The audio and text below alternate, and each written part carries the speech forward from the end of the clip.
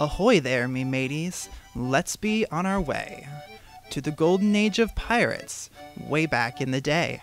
Everyone aboard now, so we can shove off to sea in search of swashbuckling adventures in history. Look towards the horizon, and it's there you'll find Sir Francis Drake riding in his ship, the Golden Hind. Now if you asked if he was a pirate, he'd probably disagree, for Drake carried letters of marque, which means he did it for country. This was called a privateer, so he pillaged legally, as long as he split the booty with England evenly. For his duties he was knighted, for he had proven his worth, being the first Englishman to circumnavigate the earth. On his last voyage to the West Indies, this gentleman pirate was struck down with dysentery, a disease that proved fatal, and full armor he wore when he was put to rest at sea forevermore. Next we have Francois Olney, a French-born buccaneer, who in his time upon the seas inspired a great fear. But first an explanation of what a buccaneer be. Once cattle and pig hunters from modern-day Haiti. Their name coming from the French word for barbecue, boucan. They were driven out by the Spanish, who wanted them gone. They all banded together with other haters of Spain, with revenge upon their minds, causing only pain. French-born Olney was a servant for years on the island of Tortuga before joining the Buccaneers. In a mere 3 years, he had command of a ship which was shipwrecked in Yucatan, but all survived this trip. But while stuck on shore, Spanish soldiers arrived, while Olney was one of few who survived. His shiftiness kicked in, and to avoid the crew's fate, covered himself in the blood and bodies of his shipmates. He then dressed as a Spaniard and hopped into a canoe, found a small crew of slaves, and promised them freedom too.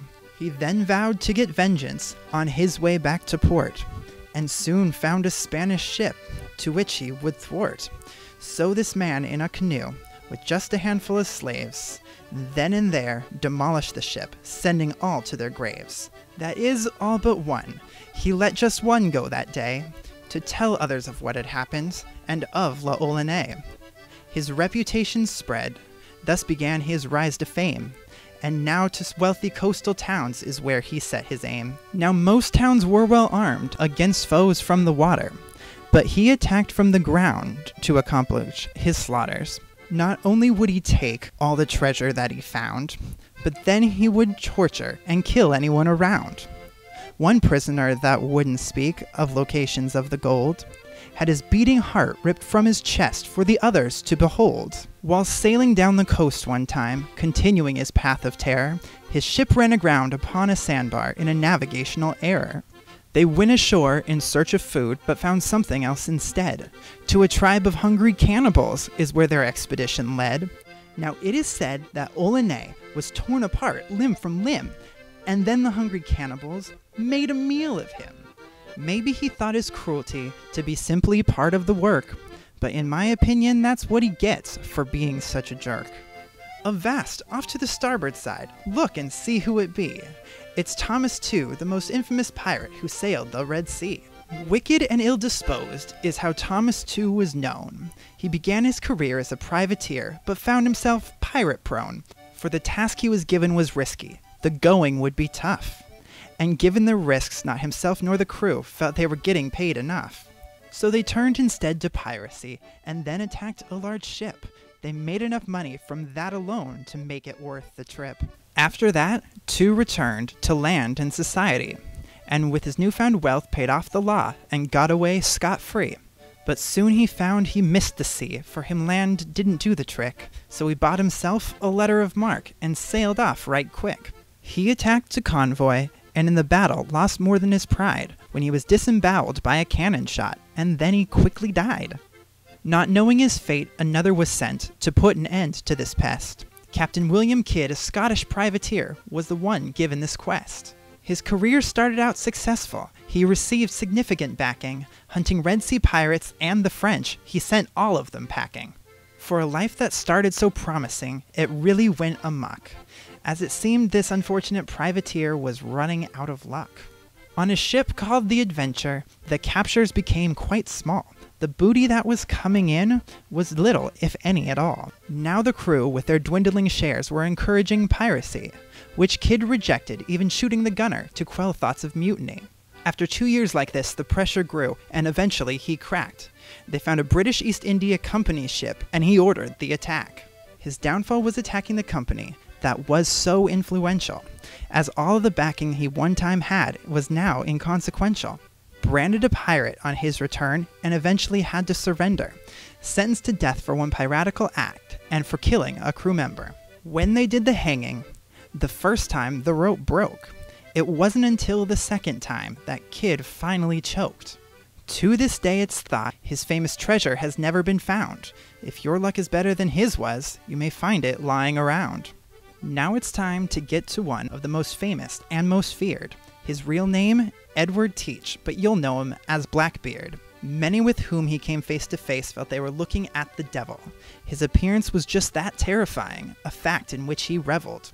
He wore a cutlass and knives along his belt, 3 pairs of pistols across his chest, all in all extremely well armed and guaranteed to impress. He had a long black beard covering most of his face, which already inspired great dread. Then he would light strings of hemp running through his hair, so smoke would come from his head. Born in Bristol, he soon sailed west where his legacy would unfold, eventually getting a crewman job from ex-privateer Hornigold. He learned very quick and soon was promoted and awarded command of a ship, and sailed beside him, plundering anyone within their grip. As time went on, Hornigold retired and took a pardon on the shore, but Blackbeard kept going with his bloodthirsty image and plundered and pillaged some more. He found a base in the bay in North Carolina and attacked any ship that went by. He also bribed the governor so that he would just turn a blind eye. After spreading his name through the Caribbean, he decided it was enough, and accepted a pardon from his governor friend for a life that would not be so rough. But it wasn't too long before tiring of this and was itching to go back to sea, for a life of doing the right thing was just not what it should be. So Blackbeard went back to piracy, hitting the ocean one more time, and then the complaints quickly spread through the colonies of his crimes. The governor of Virginia vowed to put an end, to free his people of worry of Blackbeard's piratical trends. So 2 ships were dispatched to his pirate base, where they concealed their numbers so Blackbeard would give chase. Give chase he did, not realizing until it was too late that it was a trap that they had set and he had taken the bait. The pirates had already boarded, and then the fight had begun. The captain fought the captain, both with swords and guns. By the end of the epic battle, Blackbeard had paid for his crimes. He had taken 5 gunshots and was stabbed 20 times. The captain cut off his head for a trophy, and as the legend goes, his headless body ran amok before jumping to the depths below. Finally, we have a pirate who could be seen as the greatest of all. The tale of Black Bart or Bartholomew Roberts is one that is sure to enthrall. An experienced middle-aged sailor, on a slave ship he was third mate, when his ship was attacked by pirates, and that's when he realized his fate. He was a reluctant addition, but was forced into the crew, as soon as his knowledge of sailing proved his worth to be true. The thought of pirate life grew on him, and not long after he adjusted, soon as he saw the money and power for which the pirates lusted. Now the crew made port and the captain went to visit the Governor Wynne. He was ambushed and shot, and Roberts was chosen to be the new captain. Roberts' first act as captain was to take revenge on that isle, which set the tone for his leadership with his bold and fearless style.